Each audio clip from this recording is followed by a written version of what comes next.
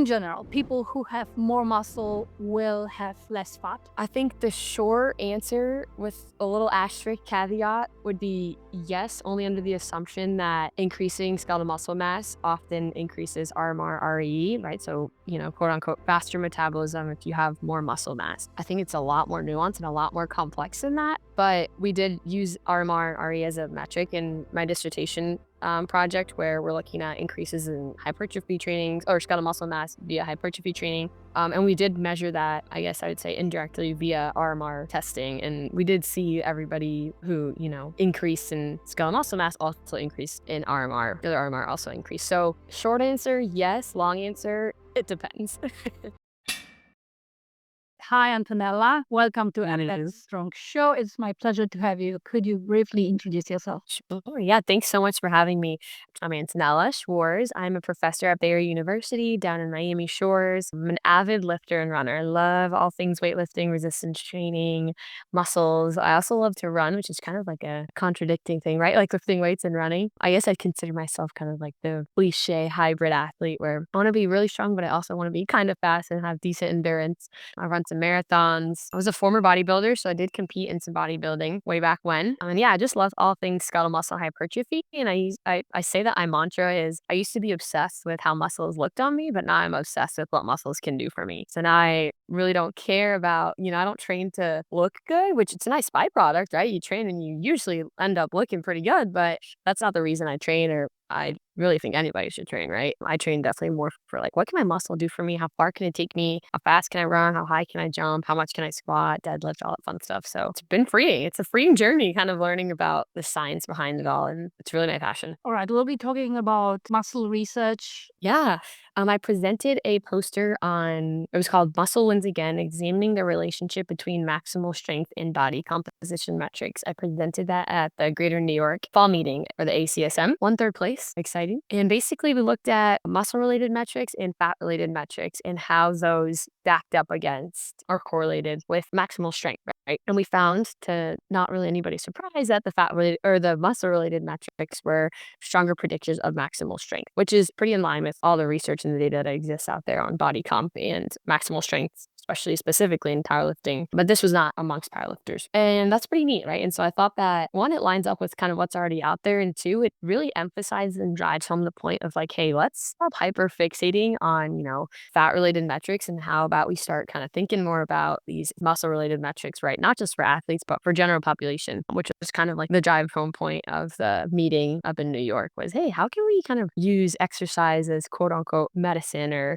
implement this into not just a sports setting, but a general population setting. And so that was kind of the point of this is, hey, like muscle matters for not just athletes, but for the general population as well. This is so true. So let's backpedal a little bit and talk a little bit on how strength matters. So muscle matters, but why? Why strength and why body composition? Why these three things matter? Yeah. Body comp really gives us a good insight into someone's strength profile, right? Without having to, which we saw from this paper, without having to directly one rep max test them, because you can't one rep max test everybody to evaluate their strength. And we know that one rep max testing is, I guess, kind of the gold standard for strength, or these a performance assessment of strength. And so we can't do that with everybody. So can we evaluate strength via some of these indexes that already exist, right? Like free fat mass index, skeletal muscle quality, and even skeletal muscle estimation, without like a total non-invasive way to measure, or to estimate skeletal muscle. And so we know that this is important because as we age, right, we start to run into issues with sarcopenia, osteoporosis, whether you're an athlete or not, right? This is definitely speaking more towards the general population. I mean, if we can assess something as simple as, hey, let's get your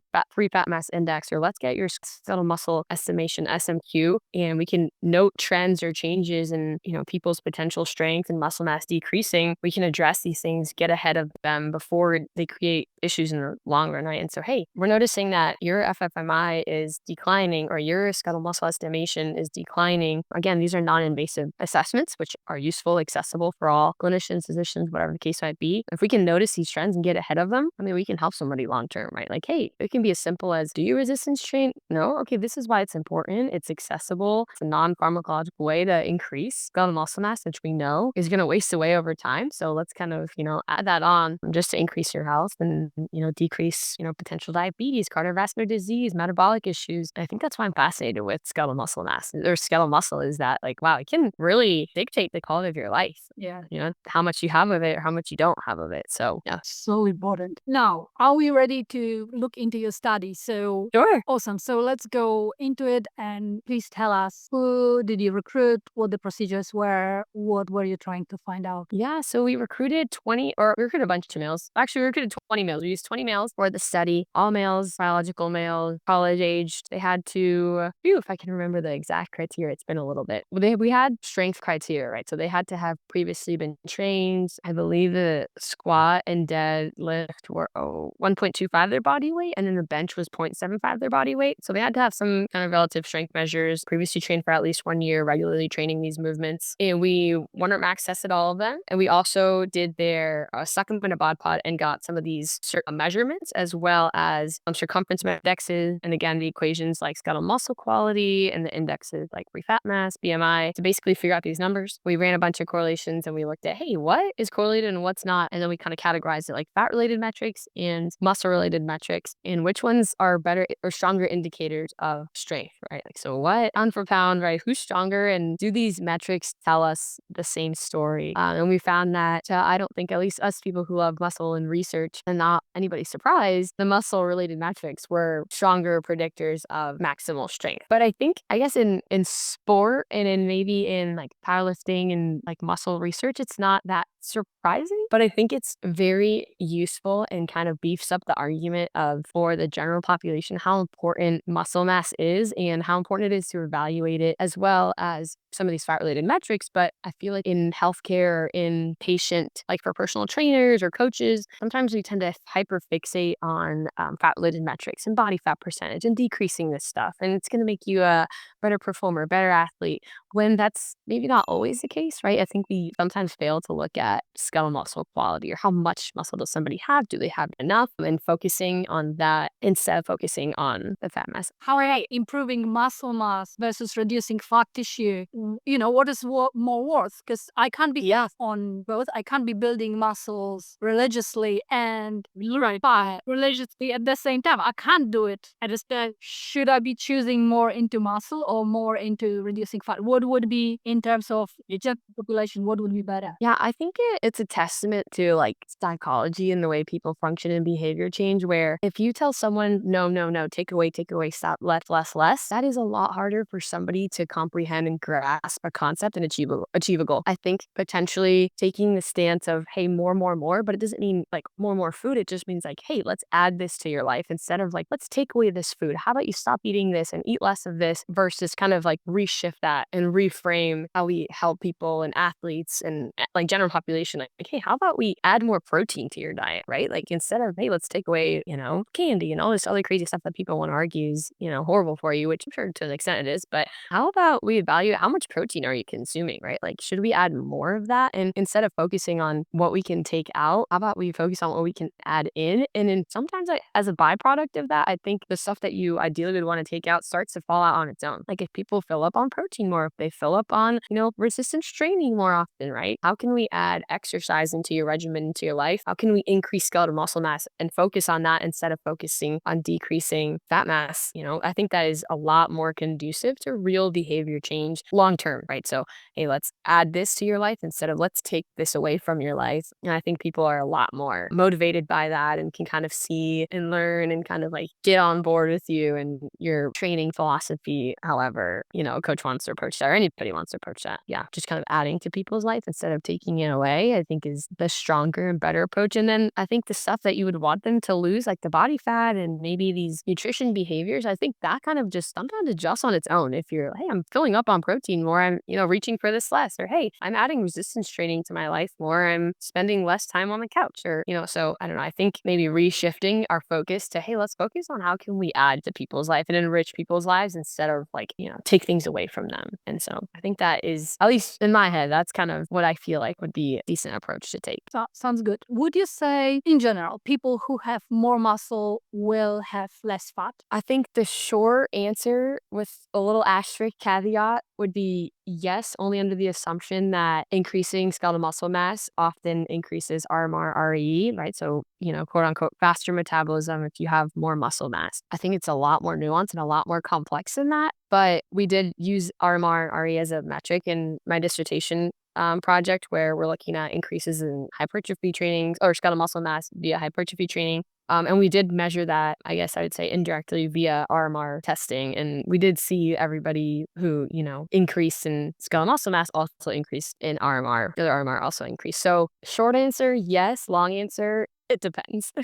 Well, if the person starts training harder and builds on or training specifically hypertrophy, but they also increase how much they eat and they increase how much they eat more than they end up expanding, that the balance may not change the fat tissue, but it is harder to be very, very overweight or obese when moving a lot and building muscle and so on. So Definitely. Yeah. I think, the question came from. Yeah. So what have you found? So basically, we found that these, like, muscle wins again, right? So muscle, or how much muscle, the quality of your muscle, these muscle related indexes and metrics do tell us, do tell us more about how strong someone might be.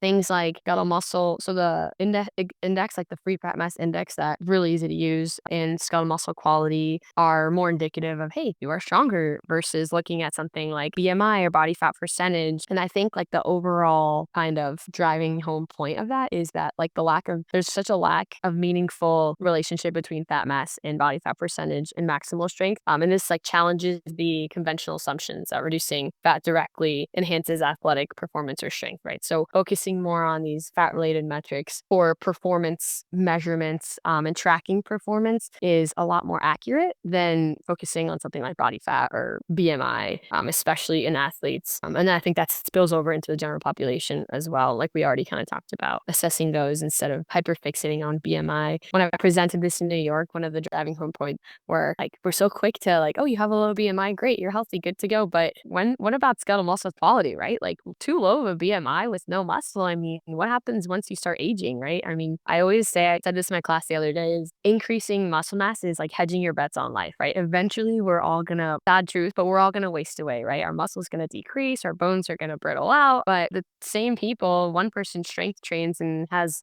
X times more muscle at the same age or the same time point in their life, like who would potentially live longer, right? Who's gonna waste away slower? And so I think that is really like the big message or the big idea, like my big like philosophy is like everybody should try to be putting on some kind of muscle, because that is really what is going to keep you alive longer. So I think I read a study about Olympic weightlifters, masters Olympic weightlifters, so Olympic weightlifters who compete in masters world championships, and at the age of 80 they were performing in terms of grip strength, I think, at the level of 65-year-old that's awesome. control. So it's 85, 65. That was like 20, almost 20 years advantage, I guess. 20 years Yeah. younger in terms of, It's like the fountain of youth. this is huge. This is Yeah. like muscle changes life. And these are people who Right, are and that traveling abroad to compete in a sport. Yeah, right. And so that I think is, I mean, not even talking about performance at this point now, it's really, again, just longevity and long, joyful life. Like if you have the grip strength of a 65-year-old who lives independently at the age of 80, I mean, you're living independently at the age of 80. Like how empowering is that? Like you don't need to be, being assisted 24/7, or, your age is not holding you back at 80 years old, which is awesome. I mean, that's the goal in life, right? Live and not just be alive, but actually live and do things. And so I think a lot of people, I know, like my friends and stuff, like, oh, you're obsessed with weightlifting and you're obsessed with weights and muscles. And it's totally not like vain. I'm just so fascinated by the idea that something as simple as like you lift an iron barbell and that can add time to your lifespan, right? And like the ability to do things, it's fascinating. And that is, I think, what like fuels me. Like that's why I love to train. And I think I like live to make that connection for people, because when it clicks, it you no longer like need motivation. You just kind of know like this is like the key to like this is the fountain of youth, right? So I think that's how this is. I'm going off totally off topic, but this is how I got into like teaching in academia is like, wow, if only people could just like know the foundation of it. I think that is like it just clicks in your head and you're like, wow, this is cool. Instead of just like, oh, I gotta work out so I can live a healthy life and it's a chore. I mean, there's just so much to it. And it's relatively accessible, right? You just need something heavy to lift. It could be a backpack, a jug of milk, your body weight. And so I think, it's kind of a no-brainer, but you just got to get that across everyone. Like sell it. It's like a salesman sometimes, like, you should lift weights. I tell my family all the time, like, you should lift weights. You should lift weights. But I think I'm crazy sometimes. I think it's kind of understandable. The big focus and messaging was around the losing fat. So Yeah. I mean, more muscle is pretty new. It's maybe last 10 years where the race is going course. It will take time. It takes Yeah. on average, I think, 17 years to get from a research literature to practitioners and then to public. It's just, one-on-one basis, usually working Yeah. with health and fitness professionals or strength trainers or PTs. So it will take time, but yeah, we can Yeah. let's speed it up. I know. That's the goal. That's definitely the goal. And that's definitely, I think, how I got into teaching academia because I was working with teams and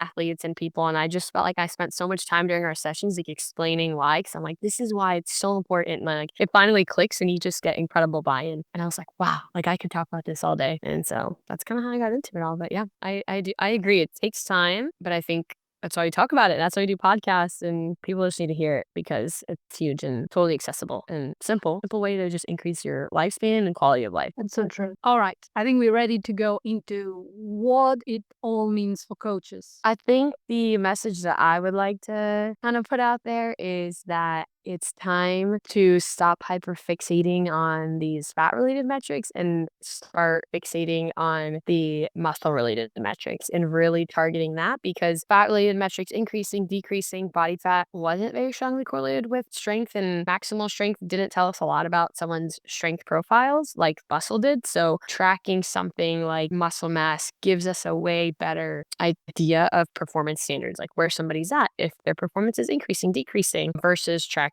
body fat. So that is a good point, as well as utilizing some of these super simple metrics like free fat mass index, skeletal muscle quality, skeletal muscle estimation, which I'm happy to send out the equations in my Excel sheets to people, plug and chug for your athletes. These are really cool resources, don't cost a thing, non-invasive, and just more data, right? To look at, to track, look at trends. Maybe you do preseason, postseason evaluations. You plug some numbers in, you can get these numbers that are validated via like research, and some of the best researchers in the world who look at body composition have come up with these equations. And so I think it's really cool to utilize, and you don't need fancy equipment like a bod pod or, investing in these devices. It's great if you can, but not every school has access to that or every coach or every gym. So I don't know, having another way to assess muscle for your athletes is, I think, crucial and kind of shows that you really care if you have these numbers and spreadsheets and can track what's going on. Yeah, utilize them because they tell us a lot more than just like, hey, go get your body fat measure, go get your body fat measured, or like, let me pinch you with the skin calipers. Like,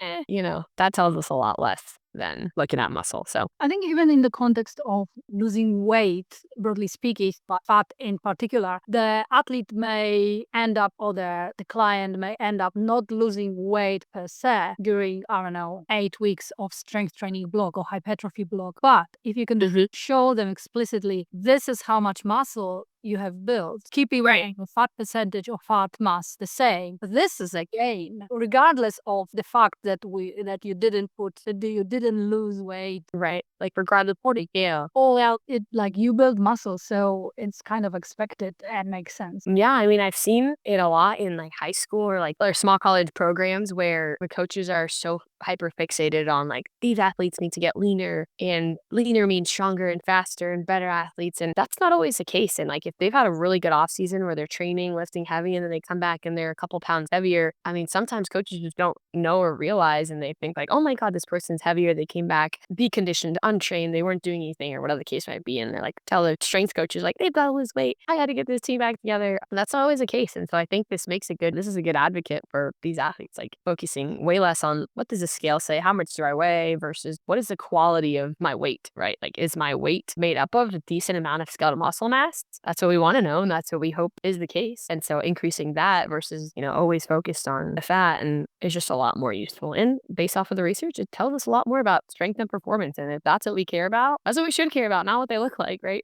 So, And you can see in powerlifters, many powerlifters are not the leanest athletes, and it doesn't take away from the amazing performance. So 100%. We saw it in the Olympics. Yeah, we saw in the Olympics, like all the different body types and shapes. And right, I mean, people are strong and that's what you want. You're not too concerned about, body fat percentage to an extent, of course. But I mean, we should for sure be tracking muscle mass and free fat mass and plug you into these indexes, even just getting estimations if we can't directly measure muscle. And that would tell us a lot more about someone as an athlete versus, body fat percentage. Because that looks different amongst all athletes at all levels, elite, non-elite, whatever the case might be. So yeah. awesome. What do you think is important, and what do you want people to get from you? I think it's pretty clear from what I heard today that muscle is important for strength and performance. It is important for aging. It is more important than fat in terms of metrics we should be paying attention to through the lifespan or career span of an athlete or lifespan of a person, aging person, for example. What else? These are the main points I learned from you today. Yeah, I think, my key takeaways I wrote down were muscle-related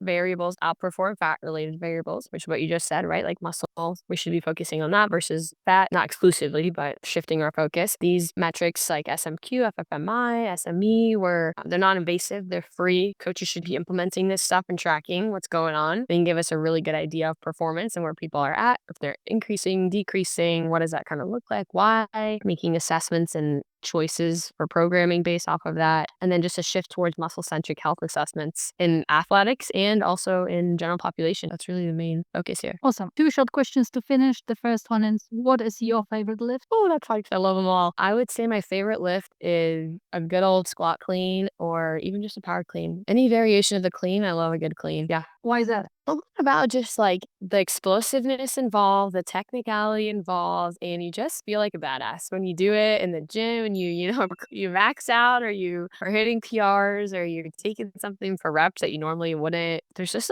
something about it. There's nothing like it. I think it's so unique and I just love a good clean. Awesome. And the last question, where people can find you online if they want to follow your research or follow your work or ask a question. Yeah. They can find me on Instagram, dr.antonella.schwarz. I have a LinkedIn. I'm not the most active on there, but I do have a LinkedIn and I do go on there. I look at a lot of things. I should post more, but I don't. I think it's just Antonella Schwarz on LinkedIn. And that's the extent of my social media right now. Instagram and LinkedIn. And I mean, they can email me at aschwarz@berry.edu. That's my school email. Again, I'm happy to send out any of these equations that people can use, plug and chug for their athletes, or answer any questions, get in touch, talk all things muscle and lifting, running, research. Awesome. Thank you so much, Antonella. It was my pleasure. Thank you so much for having me.